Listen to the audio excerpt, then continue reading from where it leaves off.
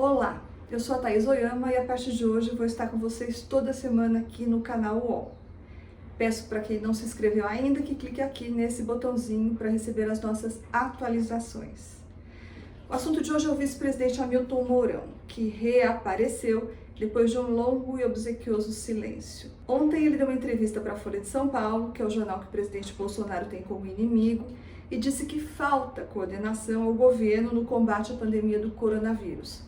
E propôs as soluções alternativas sobre como ele conduziria a crise. Antes, ele já havia convocado uma entrevista coletiva no dia seguinte ao desastroso pronunciamento em que Bolsonaro pediu a volta à normalidade às pessoas que estavam em casa, obedecendo recomendações do seu ministro da Saúde. Nessa coletiva, Mourão foi na contramão do presidente outra vez, afirmou que a posição do governo era de isolamento e distanciamento social. O vice estava praticamente mudo desde o ano passado. Em abril de 2019, ele havia dado várias declarações que colidiam com as de Bolsonaro. Para lembrar só algumas.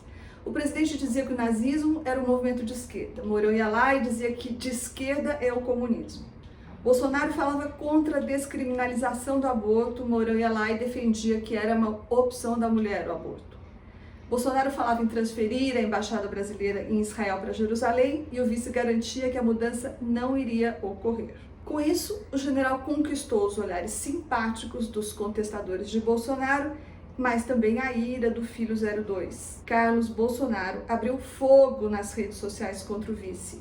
Aqui ele passou a se referir como esse tal de Mourão.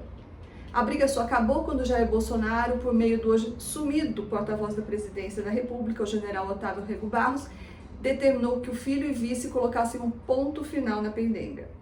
Depois disso, o vice submergiu, parou de dar entrevistas, sumiu de cena. No mês passado, depois de um claustro de 10 meses, o general ganhou um prêmio, o comando do Conselho da Amazônia, que antes estava sob a tutela do ministro do Meio Ambiente, o Ricardo Salles. Salles jogou para o alto 300 milhões de reais, quando ele tentou centralizar as decisões sobre o uso do dinheiro do Fundo Amazônia, que é um dinheiro destinado à defesa e desenvolvimento da floresta.